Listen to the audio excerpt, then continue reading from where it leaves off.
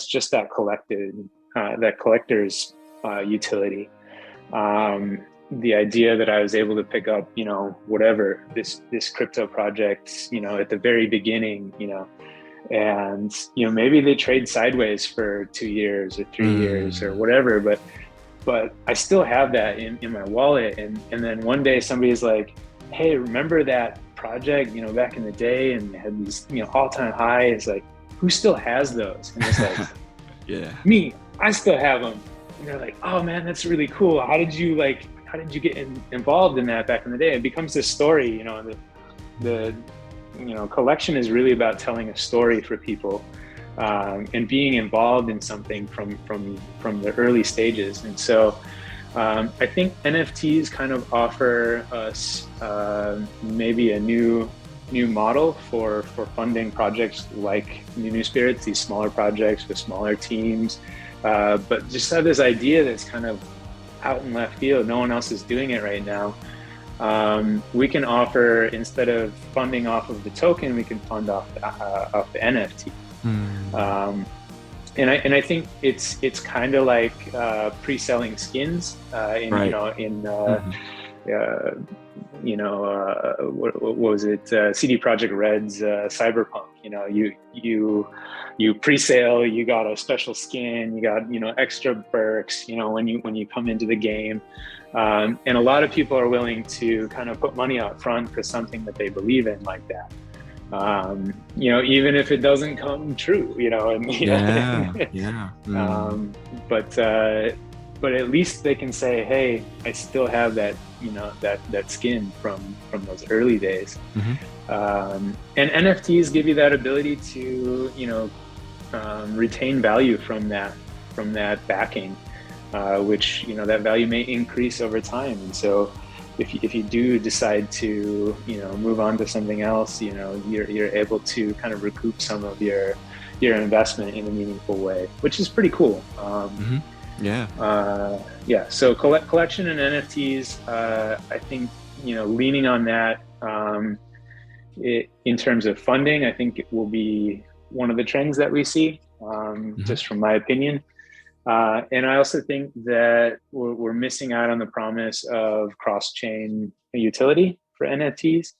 A lot of people are like, yeah, it's an NFT, it can be used anywhere, but really it can't, because it's only viable within the platform or whatever. But we have a number of partners.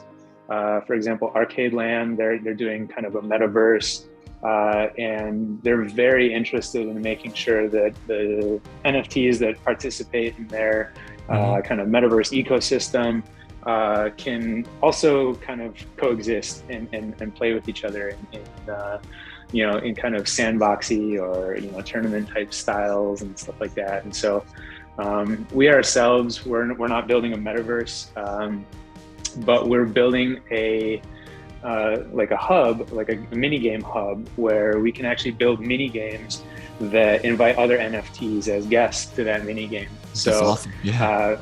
We have a partner, Klondike Gold Rush or Alaska Gold Rush. I always get them mixed up because I always get Klondike and Alaska mixed up. But they're basically doing like a gold mining simulator. So you can own the tools, you can sell the tools like as a general store, or you can be a miner actually going out and trying your luck. Right. And so we partner with them, and even though they're doing like hyper realistic, like first person, like running around in the forest, like, oh shit, there's a moose. And we're doing this like hyper cute, like stylized thing. We have the ability to create a mini game that's entirely for them. So they can bring their pickaxe NFT into our game, and use one of our, base NuNus, and they can use their pickaxe. That's maybe cool. They'll get like a bonus to digging up like gold in the NuNu Gold Rush, digger sim. Right. And if they have a NuNu NFT, they can combine it with their pickaxe NFT, and like together they become like this unstoppable team. Yes. Yeah. And so we have a number of partners who are interested in that type of stuff, and so we will continue to work towards that, and kind of investigate or explore what could possibly become like an NFT standard. So like there's a stat standard that can be used across multiple games, so that we can kind of start to deliver more on that promise of NFT cross-chain utility. All right. Yeah. I mean, thanks for sharing your story and all that. Yeah. So Gabe, it's actually almost time for us. And then I don't know if you ever visited Japan or have approached to JP community. Maybe do you have any last comment to Japan or like? I mean, it doesn't have to be Japan, but yeah. No. I mean, I was big into Final Fantasy back in my days. Actually, I owe my ability to read quickly to Final Fantasies. That's awesome.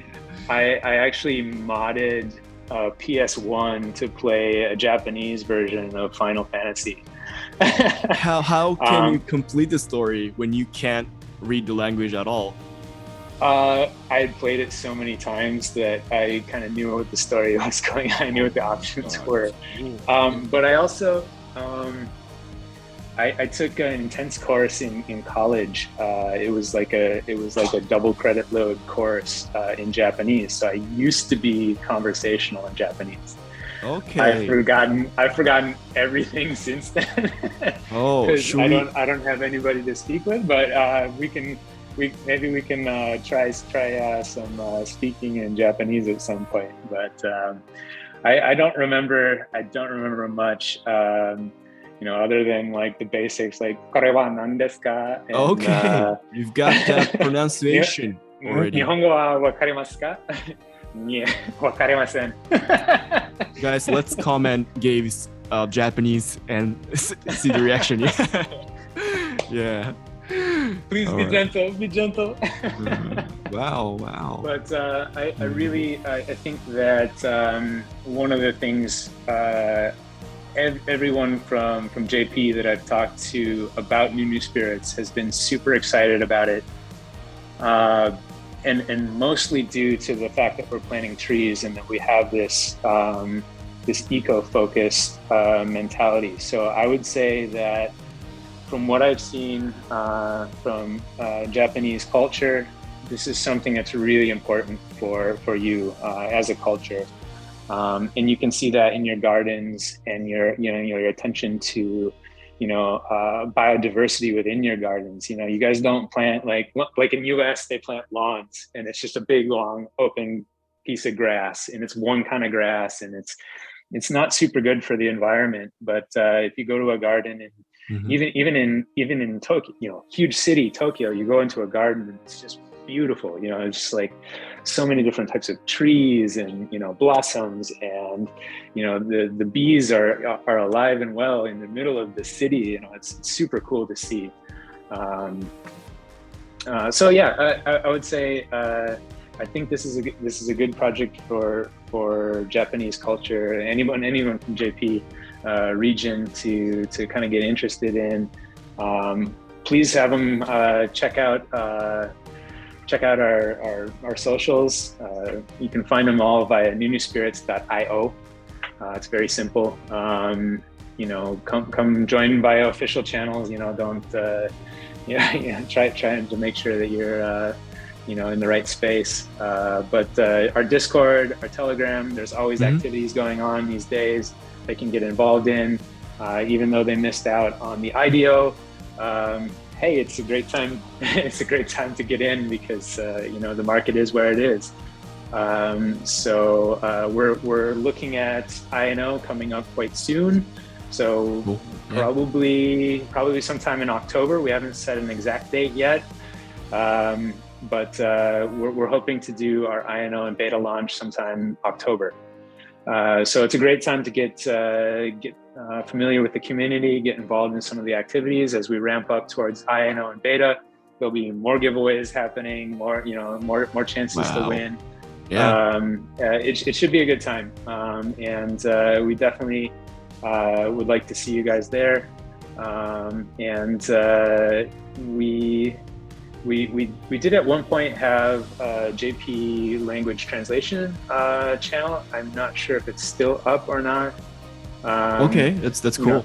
But if somebody is really interested in basically being an ambassador for JP, we definitely have space to accommodate them. And what we do for our ambassadors is we give them insider info, first chance at NFT purchases with discounts, and we treat them pretty well. We try to get them tokens so they can build their bag, right? And stuff like that.